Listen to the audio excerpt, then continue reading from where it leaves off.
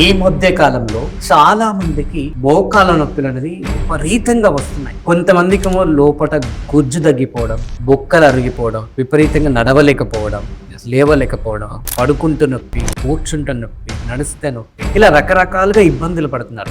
వీటన్నిటికీ మీ దగ్గర ఏమైనా పరిష్కారం? ఈ మోకాళ్ళ నొప్పులు రావడం వల్ల దీని ఎఫెక్ట్ బాడీలో దేని మీద పడుతుంది? ఈ మోకాలలో చాలా మందికి కూడా గుజ్జు అరిగిపోవడం వల్ల, లేకపోవడం వల్ల చాలా ఇబ్బంది పడుతున్నారు. ఈ బొక్కలు అరిగిపోవడం వల్ల కూడా పెయిన్స్ బాగా వస్తూ ఉంటాయి. మరి దానికి అసలు రీజన్ ఏంటి? అరిగిపోవడానికి దానికి పరిష్కారం ఏంటి? మీ యొక్క ఆయుర్వేదిక వైద్యంలో ఈ మోకాళ్ళ నొప్పులకు సంబంధించినటువంటి ఎవరి విషయంలో అయినా జరిగిన ఏదన్నా మిరాకిల్ ఉందా? సర్జరీ చేసినా కానీ బాగాని పరిస్థితుల్లో కూలి కేసులు అవి 3 రకం కేసులు. గుజ్జు జరిగిపోయిన తర్వాత సర్జరీ చేయాల్సిన పరిస్థితి ఏర్పడుతుంది. వన్స్ సర్జరీ చేస్తే నడుము నొప్పి కూడా వస్తుంది. వీటన్నిటికి కూడా మన లివరే కారణము. ఎలా? మోకాలు నొప్పులు ఏంటి? లివర్ ఏందంట. లివర్ వచ్చేసి చాలా మంది చిన్న వయసులో కూడా మోకాలు నొప్పులు వస్తాయి. దాని కారణాలు చెప్తున్నాం. స్పెషల్ గా వాళ్ళు గుట్రస్ ఆపరేషన్ గర్భసంచి తొలగించుంటారు. గర్భసంచి తొలగించిన కేసులలో మోకాలు నొప్పి, నడుము నొప్పి తీవ్రంగా వస్తుంది. నడుము నొప్పికి ఏదో వైద్యం చేసుకోవాలి కానీ పరిష్కారం అయితే లేదు. మోకాలు నొప్పులు ఆపరేషన్ చేసుకోకుండా మన దగ్గరకు వస్తే దాదాపు 65-70 ఇయర్స్ అయినా కాదు ఎవరు ఎంతమంది డాక్టర్ చెప్పిన అలోపతిలో కానీ ఉంది ఎవరు కూడా దీని గురించి చెప్పరు. ఎవరైతే సన్నబియ్యం తింటారో అందరికి మోకాలు నొప్పులు ఖచ్చితంగా వస్తాయి. దాంట్లో వాతం పెరుగుతుంది. సన్నబియ్యం తింటే పొట్ట శుభ్రంగా గట్ట హెల్త్ దెబ్బతింటుంది. 20 సంవత్సరాల ముందు తిన్నటువంటి రైస్ వేరే, ఇప్పుడు తింటున్న రైస్ వేరే. 20 సంవత్సరాల ముందు మన తెలంగాణ మొత్తం మీద సన్నబియ్యం అనేది లేనే కదా. ఇప్పుడు కూడా కొంతమంది తింటారు దొడ్డు బియ్యం, తక్కువ మంది తింటారు. అయితే ఇంకో కొసమీర ఏంటంటే ఎవరైతే దొడ్డు బియ్యం తింటారో వాళ్ళు కివీ ఫ్రూట్ అంటారు, డ్రాగన్ ఫ్రూట్ అంటారు, రకరకాల ఫ్రూట్స్ అని తింటున్నారు, న్యూట్రిషన్ అంటారు. వీడు 60 సంవత్సరాలు కూడా బతకట్లేదు ఈ ఫుడ్ అంతా తిన్నారు. ఎవరైతే ఫస్ట్ గ్రేడ్ నుంచి మోకాల నొప్పులతో బాధపడుతుంటారో వాళ్ళు ఎవరికైనా ఫ్రీగా వైద్యం చేస్తాము. ఫ్రీగా. నాకు తెలిసి ఈ మాటలు ఇవి ఇంతమంది ఆయుర్వేద వైద్యులను ఇంటర్వ్యూ చేస్తారని ఎక్కడ కూడా ఫ్రీ అనే మాట ఎప్పుడు వెళ్ళలేదు.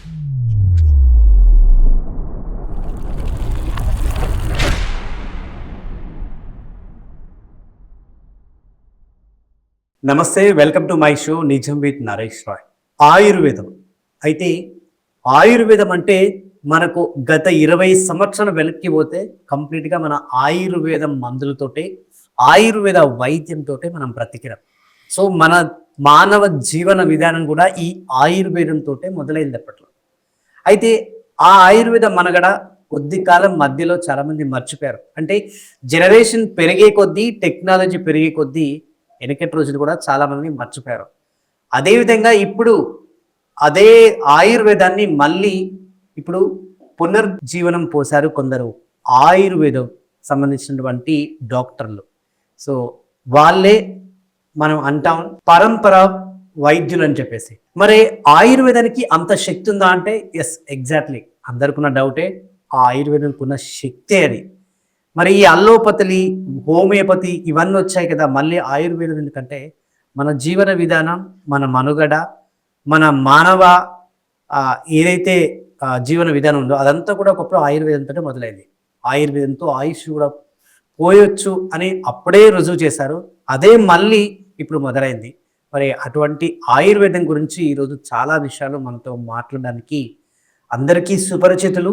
అదేవిధంగా 1 కాదు 2 కాదు అనేక వ్యాధులకు, అనేక జబ్బులకు ఆయన దగ్గర ఉండేటువంటి ఆయుర్వేదం కానీ ఆయన ఇచ్చే ఆయుర్వేదం ట్రీట్మెంట్ తోటి ఎంతో మందికి నిజంగా ఆయన ఆయుష్ పోశారు.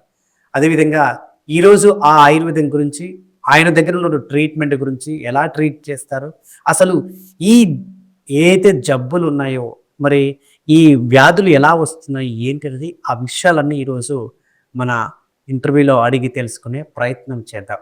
So he is none other than doctor VS Naidu గారు and VS paralysis clinic very specialist అన్నమాట. సో మరి పెరాలసిస్లో కూడా ఆయన చాలా అద్భుతాలు సృష్టించాడు. ఆ అద్భుతాలు కూడా ఈరోజు మనం తెలుసుకున్నాం. నమస్తే గురుజీ. నమస్కారం సార్. ఎలా ఉన్నారు? బాగున్నాను. నిజంగా welcome to my show. Thank you. చాలా సంతోషంగా ఉంది మీరు మా స్టూడియోకి రావడం. సో చాలా వీడియోస్ చూసాం మీవి, చాలా రోజుల నుంచి ఫాలో అవుతున్నాం.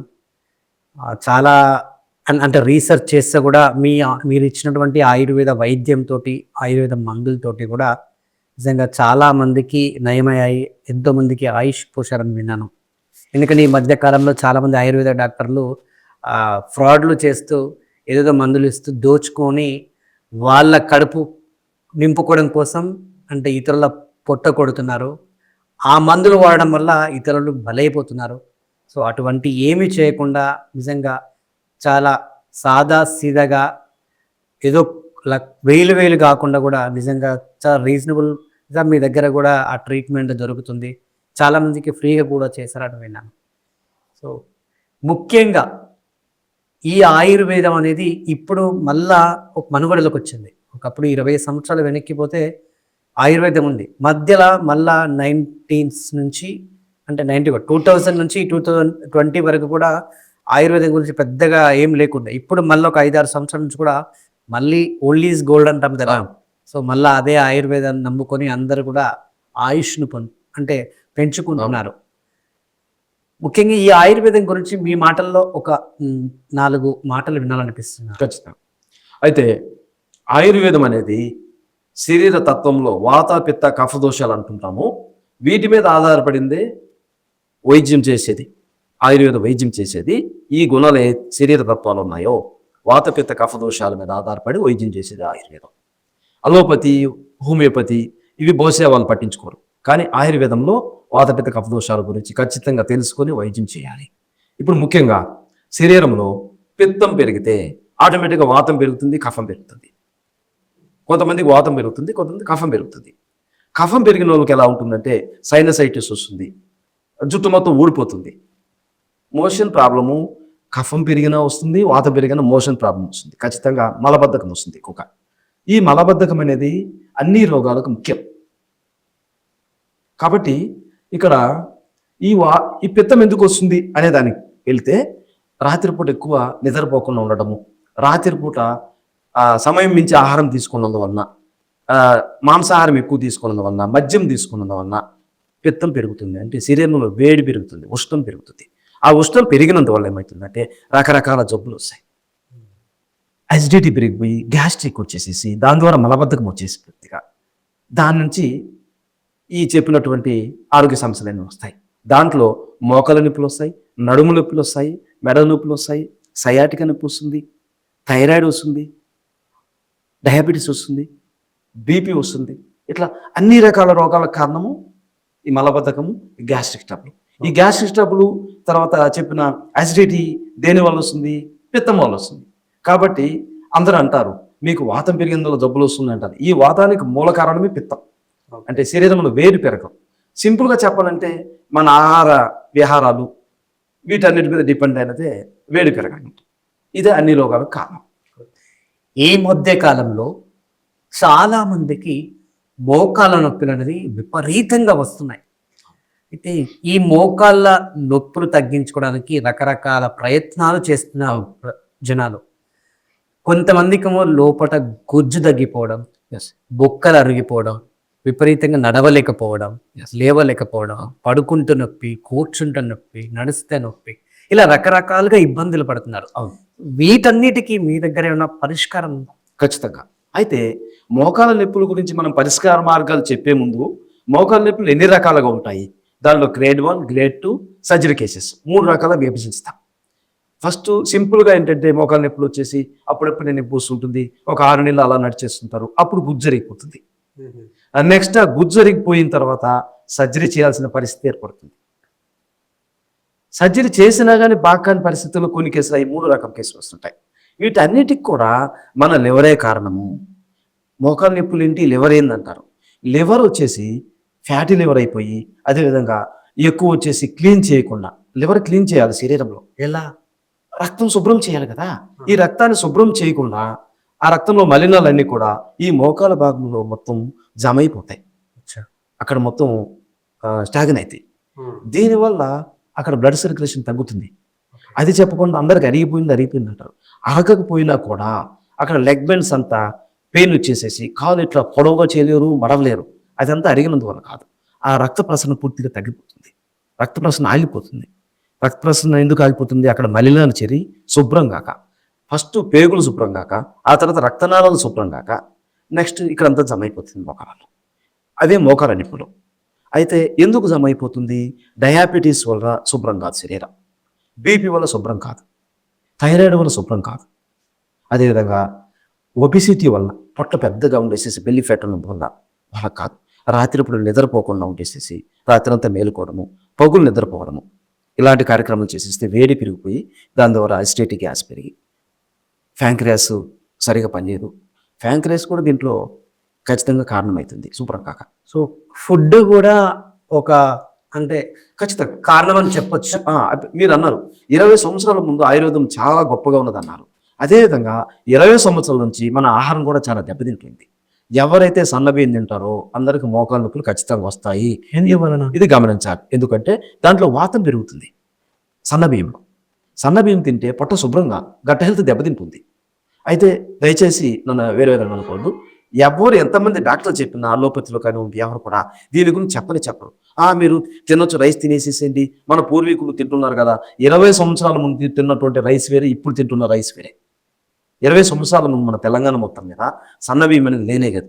ఇప్పుడు కూడా కొంతమంది తింటారు లావు బియ్యం, దొడ్డు బియ్యం, తక్కువ మంది తింటారు. అయితే ఇంకో కొసమేరపు ఏంటంటే ఎవరైతే దొడ్డు బియ్యం తింటారో వాళ్ళు నార్మల్ డెలివరీ అవుతారు. ఎక్కడైనా మీరు చెక్ చేసుకోండి. నేను కొన్ని కొడంగల్ నియోజకవర్గం నుంచి అవతల కర్ణాటక వస్తుంది మాకు, గురుమెట్టుకల అక్కడ నుంచి రాయచూరు అక్కడ కూడా అక్కడ దొడ్డు బియ్యం తింటారు, జొన్నలే తింటారు. ఈ రెండు ఆహారం తింటే వాళ్ళు నార్మల్ డెలివరీ అవుతారు.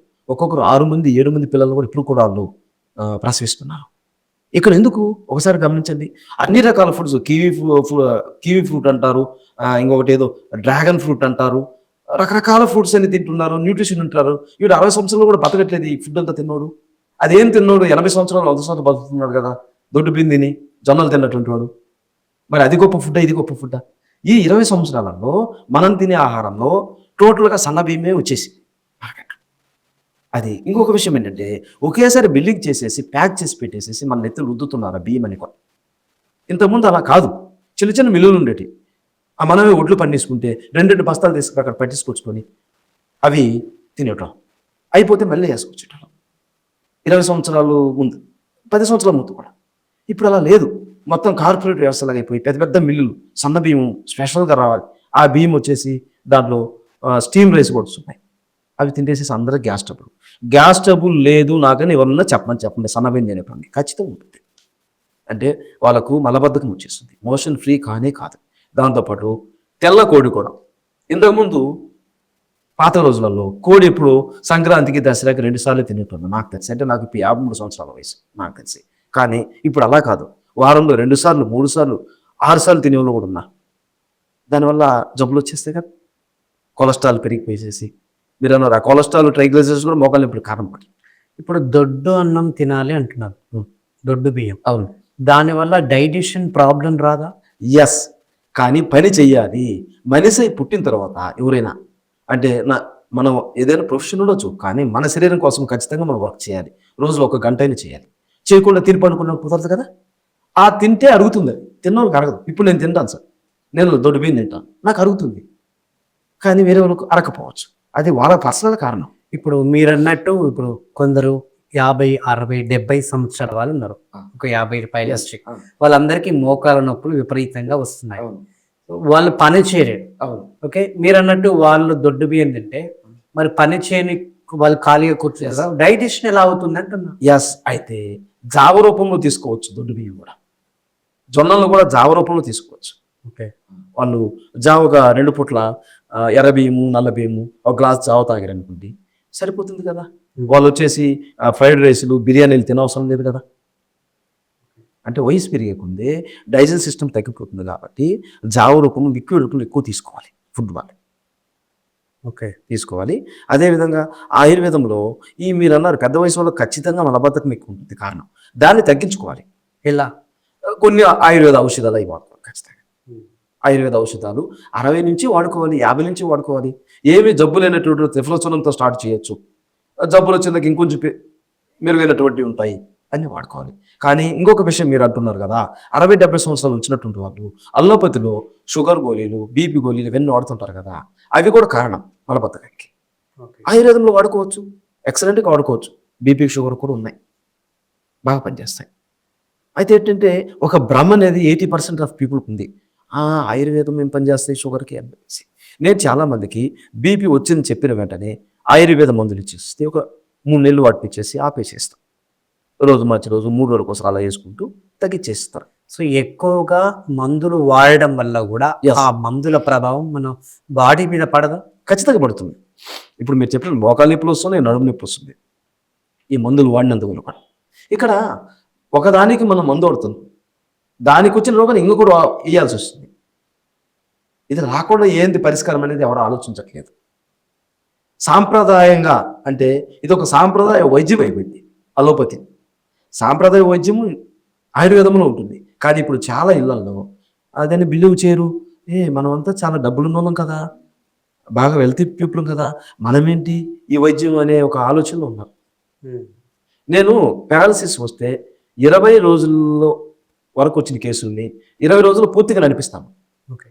ముఖ్యంగా ఇప్పుడు మోకాళ్ళ అంటే నొప్పులు పక్కన పెడితే ఈ బొక్కలు అరిగిపోవడం, ఎస్, ఈ బొక్కలు అరిగిపోవడం వల్ల కూడా పెయిన్స్ బాగా వస్తూ ఉంటాయి. మరి దానికి అసలు రీజన్ ఏంటి? అరిగిపోవడానికి దానికి పరిష్కారం ఏంటి? సో సార్ ఇప్పుడు మీరు అన్నట్టుగా బొక్కలు అరిగిపోవడం అనేది ఒకటి, రక్త ప్రసరణ తగ్గుతుంది. First okay. రక్త ప్రసరణ ఓకే చేయాలి. ఐదు వలన తగ్గుతుంది రక్త ప్రసరణ. రక్త ప్రసరణ అంటే మీ శరీరంలో మలినాలు బయటికి వెళ్ళక, ఓకే. శరీరంలో మలినాలన్నీ స్టాగ్న్ అయిపోయి బయటికి పోక, అంటే రక్తము శుభ్రం చేసి యూరిన్ ద్వారా పోవడము, కిడ్నీస్కి బయటికి వెళ్ళిపోతుంది కదా, అదేవిధంగా మోషన్లో మలంలో పోవాలి కదా, ఇవన్నీ పోక అక్కడ స్టాక్ అయిపోతాయి. మీరు ఎవరికైతే మోకాలు నొప్పులు ఉంటాయో 3 రోజులు మోషన్ ఫ్రీగా వస్తే అది ఫ్రీ అవుతుంది, మీరు అడుక్కోవచ్చు అన్నమాట. ఛాలెంజ్ చేస్తా ఖచ్చితంగా. ఓకే. ఫస్ట్ అక్కడి నుంచే మొదలవుతుంది వైద్యం. ఫస్ట్ నేను మోకాలు నొప్పుల వరకు మీకు మోషన్ ఫ్రీ ఉందా లేదా, మోషన్ ఫస్ట్ ఫ్రీ చేసుకోండి, 30% ఫ్రీ అయిపోతుంది. అంటే సర్జరీ కేసు గురించి మాట్లాడలేదు, ఒక మిడిల్ కేసు గురించి మాట్లాడుతాం. 1 సంవత్సరం నుంచి ఉంది, ఒక రకంగా అయిపోయింది, నడవగలుగుతున్నారు, నడవలేని స్థితిలో ఉన్న కేసు గురించి నేను మాట్లాడలేదు. వాళ్ళకి చేయాలి, ఆ గుచ్చు పెంపొందించాలి, రక్త ప్రసరణ రావాలి పూర్తిగా.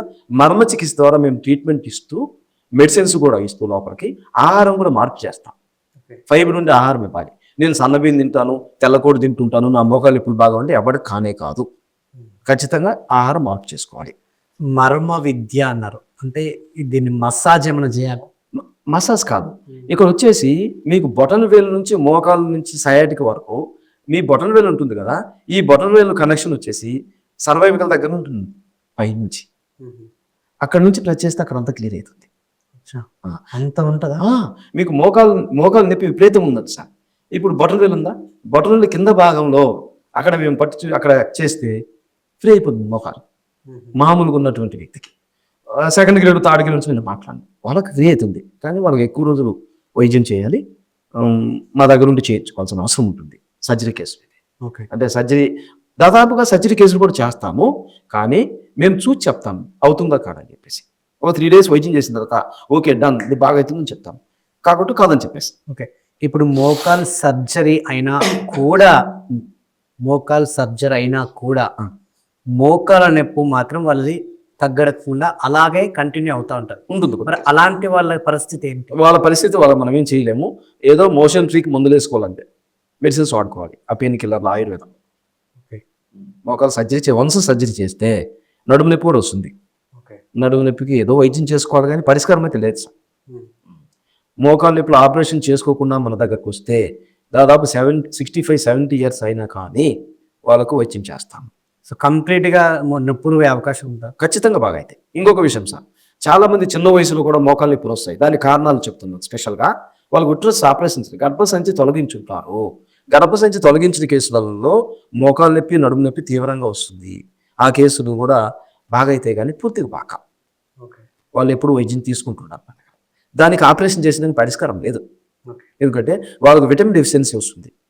విటమిన్ D3 తగ్గిపోతుంది, విటమిన్ B12 తగ్గిపోతుంది, దాని ద్వారా కాల్షియం తగ్గిపోతుంది. సో విటమిన్ B12 కానీ విటమిన్ D డెఫిషియన్సీ కానీ మీరు అన్నట్టు కాల్షియం కానీ ఇవి 3 లోపాలున్నా కూడా ఈ యొక్క మోకాల నొప్పులు బాడీ పెయిన్స్ కామన్ వస్తుంటాయి. ఖచ్చితంగా వస్తాయి. గట్ హెల్త్ గురించి గ్యాస్ ట్రబుల్ ఎక్కువైపోయి మలబద్ధకం ఎక్కువైన కేసులలో D3 పడిపోతుంది, B12 పడిపోతుంది. సో గట్ హెల్త్ లేకుంటే మాత్రం కష్టం. అది మెయిన్. మనం అక్కడ శుభ్రం చేయకుండా వైద్యం జీరో.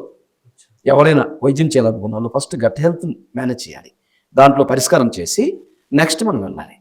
మీరు D3 తక్కువైతే గట్ హెల్త్ దెబ్బతింటుంది, గట్ హెల్త్ దెబ్బతింటే D3 తగ్గుతుంది. ఇంటర్లింక్ 2 కూడా. విటమిన్ B12 అయినా ఇంకోటి కాల్షియం అయినా ఇవైతే మనం ఏదైనా ఫుడ్ తీసుకుంటే వస్తాయి, కానీ విటమిన్ డి అనేది సన్ నుంచే కదా వచ్చేది. సార్ కానీ ఫుడ్ తీసుకుంటూ సన్ ఎక్స్పోజ్ కావాలి, ఫుడ్ తీసుకోకుంటే రాదు.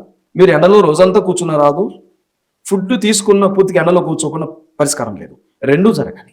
ఉదయం పూట 7 to 7:30 ఎండలో కూర్చుంటూ కొన్ని ప్రక్రియలు ఉన్నాయి. నువ్వులు ఉన్న శరీరం రుద్దుకోవడమా, అదేవిధంగా కాల్షియం ఫుడ్ తీసుకోవడం, నువ్వులు ఉన్నాయి, కొబ్బరి ఉన్నాయి, రకరకాల ఫుడ్ ఉంటాయి, అవి తీసుకుంటూ చేయాలి. కానీ ఇక్కడ గమనించాల్సింది ఏంటంటే ఈ గ్యాస్ ట్రబుల్ తగ్గించుకుంటూ అప్పుడు వాడితే పనిచేస్తాయి ఈ ఆహారం మీద. కానీ వాళ్ళకు డైరెక్ట్గా కొబ్బరి తీసుకోవడము, నువ్వులు తీసుకుంటే వేడి చేస్తుంది. అండ్ ముఖ్యంగా ఈ మోకాలలో చాలా మందికి కూడా గుజ్జు అరిగిపోవడం వల్ల, లేకపోవడం వల్ల చాలా ఇబ్బంది పడుతున్నారు. సో ఈ గుజ్జును పెంచుకునే ప్రక్రియ ఏమైనా ఉందా? ఉంది సార్. ఫస్ట్ నొప్పి తగ్గించి ఈ ముందుగా గుజ్జు అరిగిపోవడానికి, గుజ్జు వెళ్ళిపోవడానికి కారణం ఏంటంటారు? గ్యాస్ ట్రబుల్ మలబద్ధకంతోటే వస్తుందని చెప్పాను. మలబద్ధకం వల్ల రక్త ప్రసరణ తగ్గిపోతుందని చెప్పాను కదా. రక్త ప్రసరణ పెంచి నెక్స్ట్ గుజ్జు పెంచేదానికి మందులు ఇవ్వాలి. ఇక్కడ నొప్పి తగ్గకుండా గుజ్జు పెరగదు. గుజ్జు పెట్టుకోండి, నొప్పులు తగ్గి అప్పుడు గుజ్జు పెంపొందించవచ్చు. ఆ ప్రక్రియతో టైం పడుతుంది, ఒక 5 నెలలు పడుతుంది. అంతేగాని నాకు 1 నెలలో గుజ్జు అంతా రావాలంటే రాసు బాగా. ఒక కేసు నేను 49 years వచ్చారు, ఒక సర్జరీ చేయాలని చెప్పారు, అవసరం లేకపోతే ట్రీట్మెంట్ ఇచ్చాము. ఒక 20 daysలో 80% బాగా అయిపోయింది. నెక్స్ట్ రావాలి, 5 నెలలకు ఒకసారి రావాలి. అలా ఛాలెంజ్గా చేస్తాం తక్కువ వయసు ఉన్నటువంటి వాళ్ళకి. సో అంటే ఇన్నేళ్ళ మీ ఈ యొక్క ఆయుర్వేద అంటే ప్రయాణంలో ఈ మోకాళ్ళ నొప్పులకు సంబంధించినటువంటి ఒక కేసు గురించి, నాకు తెలిసి ఎన్నో కేసులు చూసుంటారు మీరు, ఒక కేసు గురించి ఏదన్నా నాకు చెప్తాను.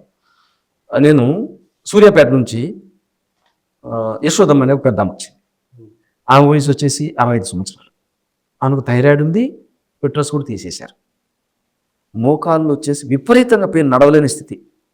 దాదాపుగా 3 months పట్టింది. నా దగ్గరే ఉండే ఒక 10 రోజులు వైద్యం చేసుకున్నాను. నెక్స్ట్ అంటే మీరు అడిగారు కదా, మోకాళ్ళ నొప్పులు తీవ్రంగా అయిన తర్వాత నడుము నొప్పి కూడా వస్తుంది. డిస్కులు అక్కడ అరిగిపోతాయి, డిస్కులు డిస్టెన్స్ ఇదైపోతుంది. జనరల్గా డిస్కులు వచ్చే స్పేస్ దగ్గరకు అయిపోతాయి. మోకాళ్ళ వల్ల స్పేస్ దగ్గరకు అవుతుంది, స్పేస్ దగ్గర మోకాలు కూడా తేడా వచ్చేస్తుంది. ఆ కేసు నడుము చేసుకుంటూ వచ్చి మోకాలు చేసినాక ఓకే అయింది. ఆ విధంగా అవి చాలా సివియర్ కేసెస్. అవి జనరల్ కేసులు చాలా చేస్తుంటాము, అది వేరే. ఎప్పుడైతే గర్భసంచి తొలగించినటువంటి కేసులు చాలా టఫ్ ఉంటాయి, అవి ఛాలెంజ్ కేసెస్. అవి మళ్ళీ మళ్ళీ రావాలి, వాళ్ళు మెడిసిన్ వాడుకుంటుంటారు కొన్ని రోజులు వరకు. అంటే మీ యొక్క ఆయుర్వేదిక వైద్యంలో ఈ మోకాళ్ళ నొప్పులకు సంబంధించినటువంటి ఎవరి అంటే విషయంలో అయినా జరిగిన ఏదన్నా మిరాకిల్ ఉందా? మిరాకిల్ అని అంటే కొన్ని కేసులు నడవలేని స్థితిలో వస్తారు, వచ్చేసి ఒక 5 రోజులు చేసిన తర్వాత హ్యాపీగా వెళ్ళిపోతారు. మళ్ళీ ఫోన్ కూడా చేయరు, అవసరం ఉండదు కాబట్టి బాగా అయిపోయేసి. చాలా అయితే ఇక్కడ వచ్చేసి మనం ఎవరైతే కష్టం చేస్తుంటారో, కష్టం చేసినటువంటి శరీరాలు తొందరగా బాగా అవుతాయి. కష్టం చేయకుండా ఎక్కువ రెస్ట్లో ఉంటారు చూడండి, వాళ్ళ మోకాళ్ళు తొందరగా బాగా కాదు. ఎవరైతే కష్టం చేస్తూ వాళ్ళ ఊర్ల నుంచి వస్తారో వాళ్ళకి D3 బాగుంటుంది, గట్ హెల్త్ కూడా బాగుంటుంది, శరీరం గట్టిగా ఉంటుంది, కాల్షియం కన్జంప్షన్ బాగుంటుంది, కాబట్టి తొందరగా బాగా అయిపోతుంది. ఈ మోకాళ్ళ నొప్పులు రావడం వల్ల దీని ఎఫెక్ట్ బాడీలో దేని మీద పడుతుంది? నడుము మీద పడుతుంది. ఫస్ట్ నడుము మీద పడి తర్వాత సర్వైకల్ మెడ మీద పడుతుంది. మెడ నుంచి భుజాలు ఏదో ఒక చెయ్యి తిమ్మిలు రావడము, పట్టుకోకపోవడం అని మెల్లమెల్ల జరుగుతుంది. అలా వదిలేసేస్తే డిస్క్ సమస్యలు పెరిగి అక్కడ నుంచి సర్వైకల్ ప్రాబ్లం వచ్చేసి చెయ్యి కూడా తిమ్మిలు రావడము, పట్టుకోల్పడం కూడా జరుగుతుంది. ఓకే. అయితే మీరు అన్నట్టుగా ఎవరైతే ఫస్ట్ గ్రేడ్ నుంచి మోకాళ్ళ నొప్పులతో బాధపడుతుంటారో వాళ్ళు ఎవరికైనా ఫ్రీగా వైద్యం చేస్తాము. ఫ్రీగా? నాకు తెలిసి ఈ మాటని ఇంతమంది ఆయుర్వేద వైద్యులను ఇంటర్వ్యూ చేస్తారు కానీ ఎక్కడ కూడా ఫ్రీ అనే మాట అంటే ఫస్ట్ గ్రేడ్ అని అంటే సర్జరీ కేసులు కాదు సుమా. సర్జరీ కాకుండా నాకు మోకాళ్ళ నొప్పి 6 నెలలు అయింది, సంవత్సరం రోజులైంది, ఇబ్బంది పడుతున్నానంటే ఖచ్చితంగా నేను ఫస్ట్ సెషన్లో ఫ్రీగా చేసేసి ట్రీట్మెంట్ ఇస్తాను. సో వాళ్ళు మీ దగ్గరికి వస్తే ఫ్రీగా వచ్చేసి హ్యాపీగా ఉచితంగా మీరు వైద్యం చేస్తాం. కానీ నడుము నొప్పి పెరిగి అంటే నడుము నొప్పి మోకాళ్ళ నొప్పి వల్ల నడుము నొప్పి పెరిగిందంటే సెకండ్ గ్రేడ్. బట్ ఆ కేసుకు వచ్చి ఓన్లీ మోకాళ్ళ నొప్పి ఇనిషియల్గా ఉండి ఒకే కాదండి, ఇప్పుడు వస్తుంది, నడవలేకుండా ఇబ్బంది వస్తుందంటే చేస్తా. అంటే నేను కేసు చూసి చెప్తాను ఇది ఫస్ట్ గ్రేడా సెకండ్ గ్రేడ్. సో ఇది నాకు తెలిసి అద్భుతమైన ఒక మంచి అవకాశం. ఎవరైతే మోకాళ్ళ నొప్పులతోటి సంవత్సరం లేదంటే 6 నెలలకు బాధపడుతున్నారో వారికి గురువుగారు ఉచిత వైద్యం అంటే ఫ్రీ ట్రీట్మెంట్ ఇస్తారట. సో కింద ఆ గురువుగారికి సంబంధించినటువంటి కాంటాక్ట్ డీటెయిల్స్, అదేవిధంగా ఆ అడ్రస్ డీటెయిల్స్ కూడా ఉంటాయి. దయచేసి ఎవరైతే ఆ ఇబ్బంది పడుతున్నారో మీరు డైరెక్ట్గా కాంటాక్ట్ చేయొచ్చు. అదేవిధంగా ఏండ్ల తరబడి కూడా మోకాళ్ళ నొప్పితో బాధపడడం, గుజ్జు అరిగిపోవడం, మీ యొక్క జాయింట్స్లో పెయిన్స్ రావడం, ఇటువంటి ఇబ్బందులు ఏవి ఉన్నా కూడా డైరెక్ట్గా కింద ఉన్న నెంబర్కి మీరు కాల్ చేసి మీ యొక్క ఏదైతే ఇబ్బంది ఉందో దాని నుంచి మీరు బయటపడవచ్చు. సో 100% ఇక్కడ మీకు ఒక అద్భుతమైన మంచి ట్రీట్మెంట్ మాత్రం దొరుకుతుంది. సో ఫైనల్గా ఈ యొక్క మోకాళ్ళ నొప్పులతో ఎవరైతే ఫేస్ చేస్తున్నారో వాళ్ళు తినే పదార్థాలు ఏమన్నా ఖచ్చితంగా వంకాయ తినకూడదు, ఆలుగడ్డ తినకూడదు, కాకరకాయ తినకూడదు, పులుపు ఎక్కువ తినకూడదు, ఆ బిర్యానీలో వెంటే తినకూడదు, అసలు పూర్తిగా చికెన్ లెగ్ కూడా తినకూడదు. అలా తినకుండా వైద్యం చేసుకుంటేనే బాగా అవుతుంది. నేను అన్నీ తింటుంటానంటే ఎవరికి కూడా బాగా కాదు, పరిష్కారమే ఉండదు. సో ఇంకోటి నాకు ఒక చిన్న సందేహం, అంటే మటన్ పాయ తినాలి, కాళ్ళ సూప్ తాగితే త్వరగా కాల్షియం పెరుగుతుంది, ఈ నొప్పులు రావు అని చెప్పేసి అంటూ ఉంటారు. అది వాస్తవమేనా? చెప్తున్నాను. మీ మోకాళ్ళ నొప్పులు వైద్యం 80% బాగా అయిపోయిన తర్వాత, మోకాళ్ళు బాగా అయిన తర్వాత అప్పుడు తినమని చెప్తాం, కానీ ఇప్పుడు కాదు. ఓకే, తింటుంటే బాగా ఓకే నాకు బాగా అయిపోయింది, మోకాళ్ళు అంత నొప్పులు లేవు, 60, 70, 80% బాగా అయిపోయింది అంటే నేను తీసుకోవచ్చు, పర్వాలేదు. అప్పుడు మేము చెప్పం తీసుకోండి. థ్యాంక్ యూ సో మచ్ అండి. నిజంగా ఈరోజు అంటే మోకాళ్ళ నొప్పులు ఎలా వస్తాయి, దానివల్ల బాడీలో దేని మీద ప్రభావం చూపుతుంది, దాన్ని ఎలా తగ్గించుకోవాలి, ఎటువంటి ఆహార పదార్థాలు మనం తినాలి తినకూడదని చాలా బాగా బిస్కెట్